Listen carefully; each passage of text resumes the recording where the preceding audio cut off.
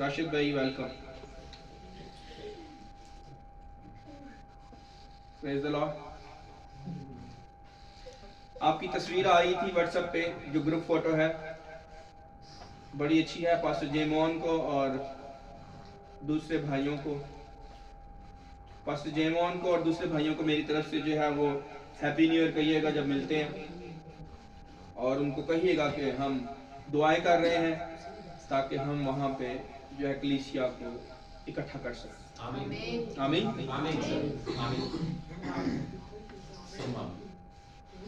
आमीन सुम आमीन हालेलुया।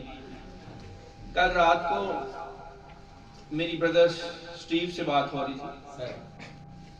उन्होंने कहा कि आप यीशु की रोया को खाली पाकिस्तान में क्यों शेयर करना चाहते हैं या दुबई में क्यों? मैं चाहता हूं सबसे पहले अमेरिका से शुरू करें। हालेलुया।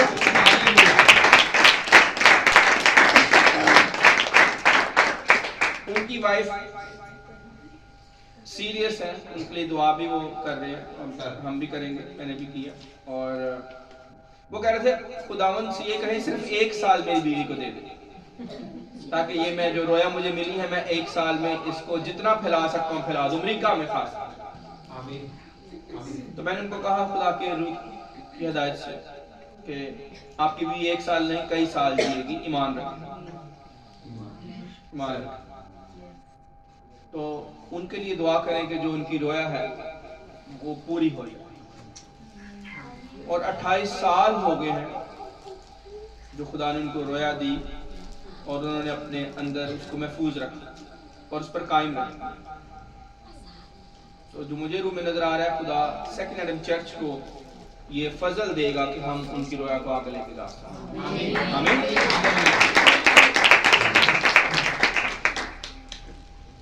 पर मुकाबला सख्त है, क्योंकि जब आप कौमों में जाएंगे तो तरह तरह के अबलीस के मौकल आपके सामने आ सकते हैं। जैसे डैनियल दुआ कर रहा है और फारस का मौकल उसके सामने जो है ना रुकावट बन के खड़ा है। वो जिब्राइल फरिश्ते को नीचे नहीं आने दे रहा। अंदाजा कर, जिब्राइल फरिश्ता एक मुकर्रब फरिश्ता है, बड़ा फरिश्ता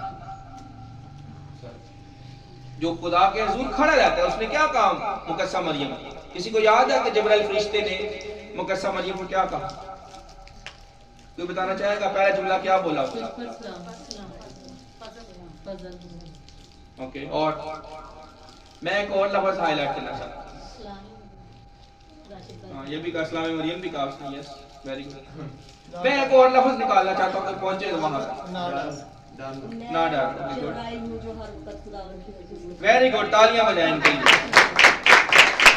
ये मेरा पॉइंट यहाँ पे है जो महनाशी ने कहा कि मैं जिब्राइल हूँ। उसने अपना तारुफ करवाया मुकद्दसा मरियम ने।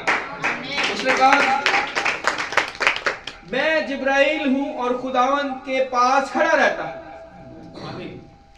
इंतजार करता रहता है। खुदा के पास खड़ा होना वो मजाक नहीं, खुदा के पास खड़ा होता है, खुदा के साथ। जल जाए फरिश्ते, आम फरिश्ता हो तो वो जल जाए, इतना जलाल। वो अपना चेहरा ढांपते हैं। दूसरे जो फरिश्ते हैं सराफीम, जो 6 परों वाले, 2 से वो उड़ते हैं, 2 से अपने जिस्म को छुपाते हैं, 2 से अपनी आंखों को। इतना नूर है, बर्दाश्त नहीं कर सकते। पर जिब्राइल कहता है मैं खड़ा रहता हूं पास। कैसा फरिश्ता हो सर, सोचे। और वो कहता है मैं खड़ा रहता हूं खुदा के पास और उसका इंतजार करता हूं कि वो हुक्म दे तो मैं जाऊं, जो कुछ वो कहेगा मैं करूं। आमीन। पर मेरा वापस आते हैं जिब्राइल की मैं क्यों बात कर रहा हूं। डैनियल दुआ कर रहा है पूरी कौम के लिए। एक शख्स दुआ कर रहा है पूरी कौम के लिए, और एक शख्स पूरी कौम के लिए दुआ कर रहा है। 70 साल हो गए गुलामी में कौम, 70 साल की बीमारी कह ले या गुलामी कह ले, 70 साल पर एक शख्स दुआ कर रहा है पूरी कौम की खातिर खड़ा हुआ। उसकी दुआ को जो जवाब आना था दुआ तो चली गई आसमानों पे, पर जवाब जो लेके आना था जिस फरिश्ते ने, वो जिब्राइल, उसको नीचे नहीं आने दिया जा रहा, लड़ाई हो रही। अगर डैनियल दुआ कर दे बंद तो जवाब नहीं आएगा। डैनियल ने दुआ बंद नहीं की, दुआ बंद नहीं की और जिब्राइल को नीचे नहीं आने दिया जा रहा। पर अगर दुआ बंद नहीं हुई तो पीछे से फिर मकाईल भी आ गया। मकाईल और जिब्राइल दोनों ने मिलकर फारस के मक्कल को भगाया, लड़ाई की वहां। मकाईल भी जिब्राइल की तरह मुकर्रब फरिश्ता है, बड़ा फरिश्ता है, पर मकाईल का काम है जंग करना। जिब्राइल पैगाम लेके जाता है, वो भी लड़ाई करता है, उसके पास भी इख्तियार है। आर्क एंजल मुकर्रब बड़ा फरिश्ता है, चीफ ऑफ आर्मी स्टाफ कह लें, जनरल है। जिब्राइल भी जनरल है और मकाईल भी जनरल है, अपने अपना ब्रिगेड है। जैसे आसमान में तुम्मन, अपने अपनी तुम्मन है इनके पास, दोनों के पास। पर कई दफा सारे तुम्मनों को, लश्करों को मिलकर लड़ना पड़ता है, क्योंकि कौमों का मामला है, एक कौम का मसला नहीं। उसके बाद इसराइल के ऊपर फारस ने हमला करना था, ईरान ने हमला करना था बाइबल के मुताबिक। इस वजह से उसको तकलीफ हो रही है कि अगर जिब्राइल ने इसको पैगाम दे दिया और ये सब कुछ इसको पता चल गया तो फिर हमने भी हमला करना है, हम तो इसका मुकाबला नहीं कर सके। इसलिए अभी इसको रोको कि ये दुआ ना करे, ये गुलामी में ही रहे और हम कब्जा कर लेगा, तो ये आजाद ना हो, इनको अपने खुदा की ताकत का पता ना चला। इसीलिए मैं कह रहा हूं, कौमों को जब लड़ने के लिए आपने जाना है तो दुआएं लगातार उठाई जाए, लगातार बिला नागा दुआ, बिला नागा दुआ। आमीन। और कोई कलाम और तालीम के अंदर नागा ना हो, रफाकत, रोटी तोड़ना, तालीम पाना और दुआ। ये चार चीजें आपके पास रहनी चाहिए। मैं आपके पास हूं या नहीं, ये चार चीजें अपने दिमाग में बांध लो। दुआ करना, रोटी तोड़ना, तालीम पाना और मुकद्दसों के साथ जमा होना। जब तक आपके पास ये है, जिब्राइल भी आपके लिए लड़ेगा और मकाईल भी। और अगर आपने इनको छोड़ दिया तो कोई गारंटी नहीं, हार जाएंगे। इसलिए अगर कौमों के अंदर जाके काम करना है तो खुदा के मेयार पे आना पड़ेगा। उकाब उकाबों के साथ उड़ता है, चिड़ियों के साथ नहीं उड़ता, ना ही वो कौवों के साथ, ना लाली के साथ उड़े, किसी ऐसे परिंदे के साथ नहीं उड़ता, वो उकाब के साथ ही उड़ता है। राशिद भाई, उकाब उकाबों के साथ उड़ता है। आमीन। इसीलिए जब रोया बड़ी होगी तो फिर आपको दौड़ना भी उस हिसाब से पड़ेगा। आसमा मुझे कह रही थी, you are a blessed man of God, English में कह रही थी, you have a big mission to do, to achieve. इसने मुझे इंग्लिश में कहा, मुझे अच्छा लगा, you have a big mission to achieve. तो मैंने कहा, yes I have a big mission, but I don't want to take wrong people with me. Amen. Amen. She'll better look absolutely very good. इसका मतलब है कि मैंने इसको कहा कि मिशन तो बड़ा है, पर मैं गलत लोगों को अपने साथ लेके नहीं जाना चाहता। आमीन सर। हालेलुया। तर्जुमा ये है कि मैं गलत लोगों को, सुहेल साहब, मैं गलत लोगों को अपने साथ नहीं उड़ाना चाहता। मिशन तो बड़ा है। सलीम भाई सर, मिशन बड़ा है, पर आपको ये देखना पड़ेगा कि गलत लोग तो आपके साथ नहीं उड़ रहे पहले, नहीं तो वो आपको उड़ने नहीं देंगे, उड़ेंगे तो नीचे खींच देंगे टांगे आप। ये तजर्बा है सर, उड़ने नहीं देंगे। सबसे पहले जब अगर आपने उड़ना है तो पहले ये देखें कि उड़ने में रुकावट क्या आ सकती है। अब देखें, जहाज जब एयरलाइन, कोई भी एयरलाइन है, सस्ती से सस्ती एयरलाइन हो, वो पहले जहाज का चेकअप करते हुए जहाज इस काबिल है कि उड़ जाएगा। पूरा टेस्ट होता है जहाज का, इंजन ऑयल चेंज, हर चीज इंजीनियर नहीं तो एयरलाइन पे केस हो जाएगा, एयरलाइन बंद हो जाएगी और हो सकता है मालिक को सजाए मौत भी हो जाए, उम्र कैद हो जाए जो उस एयरलाइन का मालिक, क्योंकि इतनी जानें उसमें बैठ के उड़नी है, चाहे वो सस्ती क्यों ना हो। एयरलाइन का लाइसेंस भी लेने के लिए तो उन्होंने कोई एक तरीकाकार रखा है ना, ऐसे थोड़ी लाइसेंस दे दें एयरलाइन कि आप जहाज बनाएं और उड़ाएं उसको हवा में, एक सिस्टम। तो मैं कह रहा हूँ सिस्टम को समझें, ऐसे नहीं जहाज उड़ता हवा में। एक पास्टर है, मैं नाम नहीं लेना चाहूंगा, और वो आसमान मुझे दोनों को जानते हैं, हमारे टीचर को भी जानते हैं, उन्होंने कहा ये क्या चक्कर। एक बहन को वो कह रहे थे कि पास्टर उस्मान दुबई में और आसमान जो है ना चर्च को चला रही है, ये कितनी जल्दी तरक्की कर ली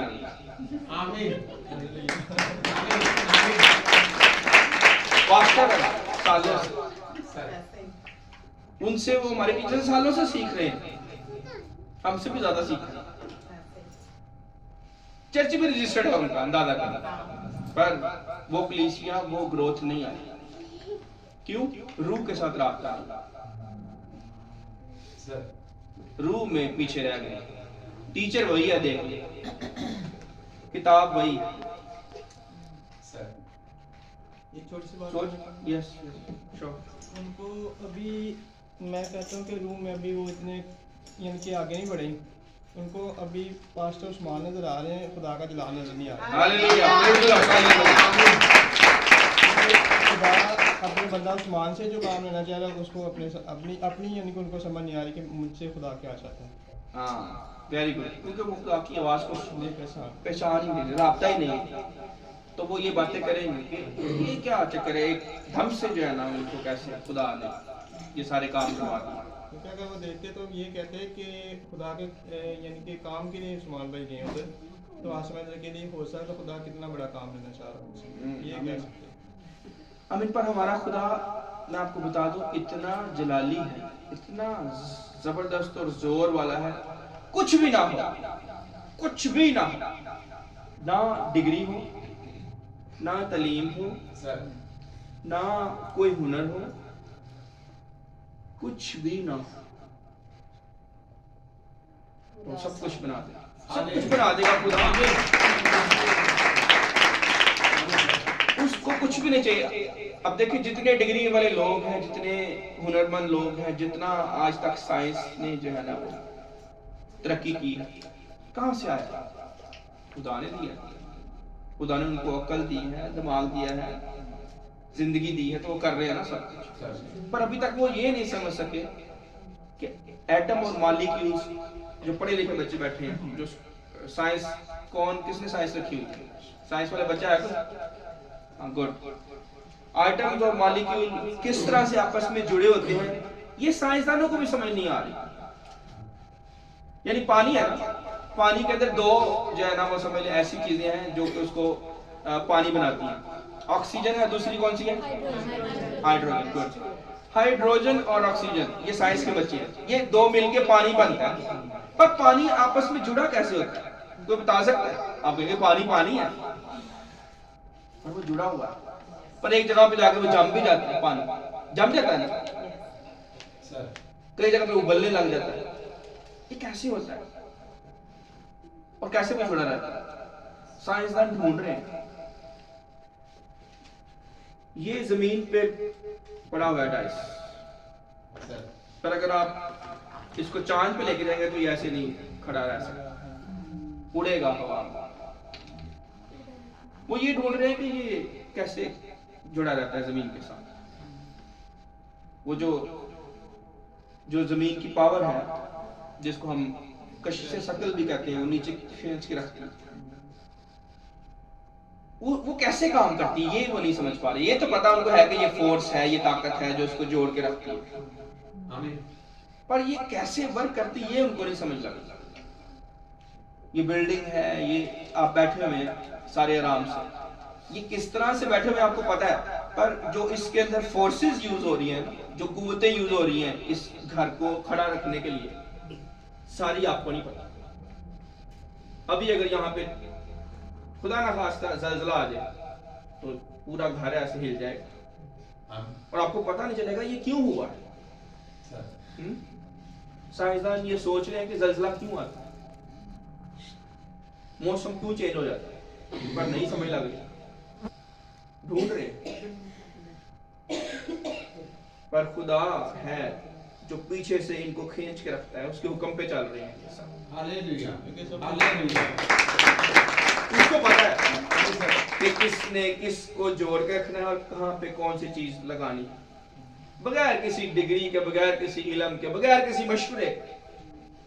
कौन खुदा को मशवरा दे तो ये ऐसे कर लें, ये वैसे कर लें, ये ऐसे हो जाएगा, ये ऐसे हो जाएगा, ऐसे बारिश आ जाएगी, ऐसे काल हो जाएगा, ऐसे जो है ना वो बहुत फसल होगी, बहुत पैदावार होगी। खुदा को कोई मशवरा नहीं देता, पर वो खुदा वक्त से पहले, सूरज से पहले, चांद से पहले, रोशनी से पहले, हर एक चीज से पहले वो कहता मैं मौजूद। हर एक चीज उसके अंदर से निकली। जब आप ऐसे जबरदस्त खुदा के साथ चलते हो, फिर आपको उसको समझना है कि वो 1 मिनट में सब कुछ कर सकता है, ऐसे ऐसे काम कर सकता है कि आपकी अकल दंग रह जाएगी। आप कहेंगे ये मैं कर रहा हूं, ये आप हैरान हो जाएंगे कि मैं कैसे ये कर सकता।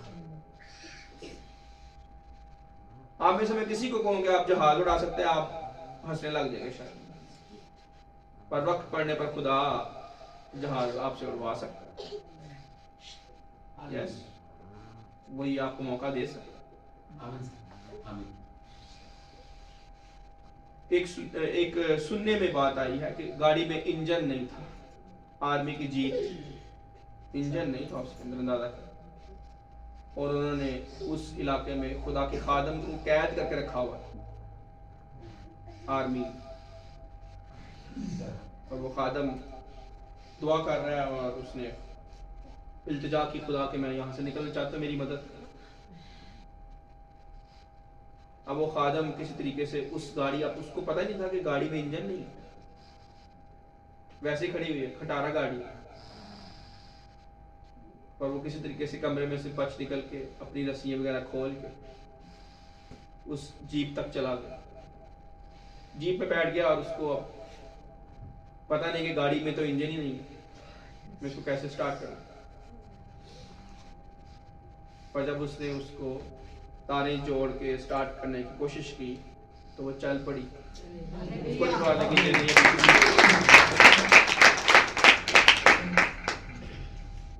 अब ये दिखने में एक नामुमकिन बात लगेगी, पर खुदा ने वो गाड़ी चलवा दी इंजन के बगैर। इसीलिए यूहन्ना बपतिस्मा देने वाले ने कहा, मैं तुमसे सच कहता हूँ कि वो इब्राहिम के लिए पत्थरों से भी औलाद पैदा कर सकता है। ये ना कहना कि हम इब्राहिम के बच्चे हैं तो हम बच जाएंगे, हम जो मर्जी गुनाह करते रहे तो बस ठीक है, नहीं बच सकते। इब्राहिम के बच्चे होने के बावजूद अगर गुनाह करोगे तो वो नहीं छोड़ेगा। वो सब कुछ देखता है, सब कुछ तोलता है, हर एक चीज से वाकिफ है, उसकी कुदरत बयान से बाहर। आप देखें कि किसी भी चीज पे बैठने के लिए कोई चीज चाहिए ना। आप कुर्सी रखेंगे तो मैं बैठूंगा, या मैं फर्श पे बैठ जाऊंगा, तो फर्श ही ना होगा तो मैं कहां बैठूंगा। सोचिए तो। एक और चीज मैं बताने लगा बड़ी जबरदस्त आपको, खुदा के बारे में। आमीन। मैं डाइस पे बैठना है तो डाइस होगा तो मैं बैठूंगा। ये मैं किताब रखना चाहूँ किसी चीज पे, कोई चीज होगी तो रखूँ। जमीन पे भी रखूंगा, जमीन तो हो फिर ही रखू जाएगा ना, कोई चीज आगे नीचे हो। पर हमारा खुदा ऐसा कुछ भी ना हो और वो बैठा होगा।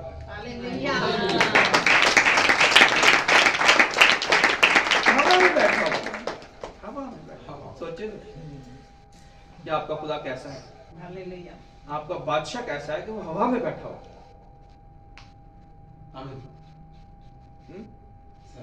तो क्या नहीं वो कर सकता आपके लिए। आज के कलाम का टॉपिक पता क्या है?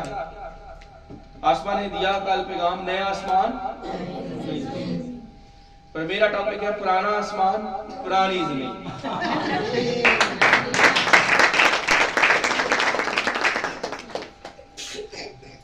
जिसने ये पुराना आसमान पुरानी जमीन बनाई है ना, उसके बारे में मैं सिखा रहा हूँ आपको। पुराना आसमान, भाई पुराना आसमान पुरानी जमीन है तो नया आ रहा है, तो पुराना ही ना हो तो नया कहां से आएगा? बताए मुझे, जिसने पुराने को बनाया वही नया दे रहा है। पुरानी चीजें जाती रही, नए बनेंगी, वजूद में जाती रही, पर किसने बनाई? है तो जाती रही ना, अगर हो ही ना तो कहां जाएंगी? नहीं जाएंगी, है ही नहीं। यानी वो जिसने बनाई, जो उनको भेजता है, और जो नहीं ले आता है वो, मैं उसकी बात कर रहा हूं, खुदा जो पुरानी को चेंज करके नया कर देता है, जो पुरानी को नया करता है, उसके बारे में आज हम सीखेंगे। आमीन। पैदाइश की किताब पहली आयत पर गौर करें। पैदाइश की किताब पहली आयत, आप सब में से बहुत लोगों ने, सबने तकरीबन ये पहली आयत पढ़ी है 3 दफा। मैं अगर पूछूं किस किसने पहली आयत पढ़ी, सारे कहेंगे मैंने पढ़ी, सुनी है। पढ़ी नहीं होगी तो सुनी होगी। बाइबल की पहली किताब पैदाइश, और पहली आयत मैं पढ़ने लगा, उसमें लिखा है खुदा ने इब्तिदा में, खुदा ने इब्तिदा में, यही आज का मजमून है। खुदा ने, ये सब टाइटल कह लो, यानी पुराना आसमान पुरानी जमीन इधर आ जाएगा, यहां से शुरू हो, क्योंकि मैं पुरानी जमीन और पुराने आसमान की बात करने लगा हूं, तो ये पुराना आसमान पुरानी जमीन आ गई, और खुदा इससे पहले का मौजूद है। ये तो अभी वक्त में हमें पता है कि खुदा ने आसमान और जमीन को पैदा किया, खुदा ने पैदा किया, पर वो पहले ही मौजूद है, और कितने सालों से मौजूद है कोई नहीं जानता। वक्त से भी पहले वो मौजूद है, पर वक्त ही नहीं बना था। हम कब्र में जाए, हमारा जिस्म, और उससे अगले दिन हम कहां पे होंगे? वापस, जो सिस्टर ने बताया और ब्रदर कैवन ने, कहां वापस होंगे? वापस अब्दियत में चले जाएंगे, क्योंकि हम तो यीशु मसीह में अजल से हैं ना। हम आज चर्च में नहीं बैठे हुए, ये खुदा का प्लान अजल से था कि हमने फलाने वक्त में जाहिर होना, आमीन, और जाहिर होकर यीशु मसीह की कलीसिया का हिस्सा होना खुदा ने पहले ही सोचा हुआ था अपने बेटे के लिए।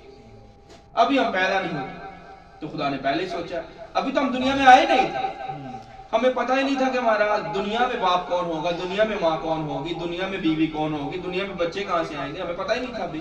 अभी हम आए नहीं दुनिया में, पर खुदा को कहा था कि ये मेरा बेटा, ये मेरी बेटी यीशु मसीह के अंदर मेरी खिदमत करेगी पहले, और जब हम दुनिया से जाएंगे तब फिर वापस उसके अंदर जाकर जुड़ जाएंगे वापस अब्दियत। वो वक्त से बाहर है, ये समझे जरा, खुदा वक्त से बाहर है। मौत जिंदगी का खेल उसके लिए नहीं है, वो ना मरता है ना वो जिंदगी उसमें से निकलती है। जीता तो वो है, मरता नहीं, उसी ने तो जिंदगी दी है। आमीन। पर वो जिंदगी कब से है कि कोई नहीं बता सकता, बताए ना, फिर अभी जिंदगी तो है कब से, कोई नहीं जानता। आमीन सर को बता दे इस वक्त से खुदा है। इब्तिदा को भी उसने पैदा किया, इब्तिदा एक पैमाना है ना जी, ये इब्तिदा है। मैं कहूँ जी ये शुरू है और ये आखिर है, ठीक है, ये शुरू और ये आखिर। तो शुरू, कोई तो शुरू है, वो शुरू को भी उसने बनाया, आमीन सर, वो इससे बाहर है। इसलिए मैं कह रहा हूं, जब आप अपने आप को ऐसे ना समझे कि आपने कोई 70-80 साल जीना है बस खत्म, आपने हमेशा के लिए जीना। मैं हर रोज ऐसे जीता हूं जैसे मैंने मरना ही नहीं, हर रोज मैं ऐसे जीता हूं जैसे मैंने मरना ही नहीं, पर मैं महसूस ऐसे करता हूं कि आज मेरा आखिरी दिन है। मैं हर रोज मरता और हर रोज जीतता। आखिरी दिन समझ के जिएंगे तो आपको पता होगा यार आज मैंने ये काम करने, खत्म करने भाई, पर आपके अंदर ये दिलेरी हो कि मैंने मरना ही नहीं,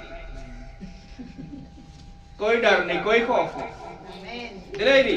शैतान सामने है, बीमारी है, कुछ भी है, एक मिनट रुक जाओ, तुम्हारा मेरे पर कोई इख्तियार नहीं, कोई परेशानी नहीं, कोई गम नहीं, पर आपकी प्लानिंग इतनी अच्छी हो कि आपको पता हो कि अगर खुदा उनके मूसा तेरा वक्त पूरा होगा, पहाड़ पे आ जाए, तो आपका कोई काम पीछे रह ना जाए। मूसा की तरफ पे ओके ठीक है खुदा मैं आ रहा हूं पहाड़। आमीन। उसने एक लफ्ज नहीं बोला, सोचे जरा कैसा बंदा होगा खुदा।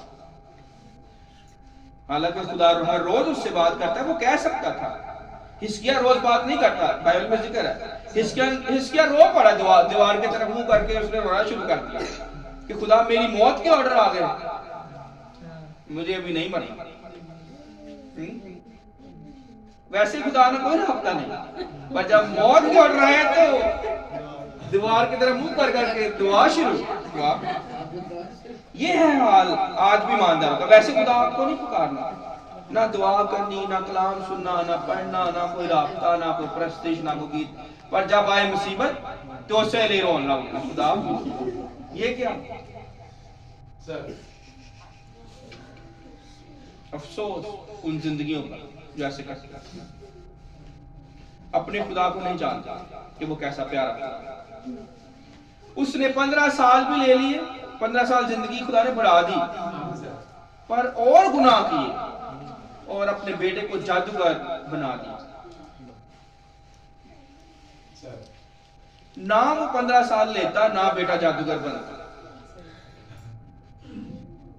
इसलिए मैं कहता हूं औलाद अगर खुदा दे रहा है वेरी गुड, नहीं दे रहा मोर गुड। जिसके पास बीवी है अच्छी बात, नहीं है बीवी और अच्छी बात। बाइबल कह रही है वो तलाश ना करें, ये गिफ्ट है, गिफ्ट तलाश नहीं किए जाते। मैं कहूँ जाओ गिफ्ट ढूंढ के लाओ किसी को, ये क्या कह रहे हैं? गिफ्ट नहीं ढूंढना, गिफ्ट खुद ही मिलता है, खुदा देता है।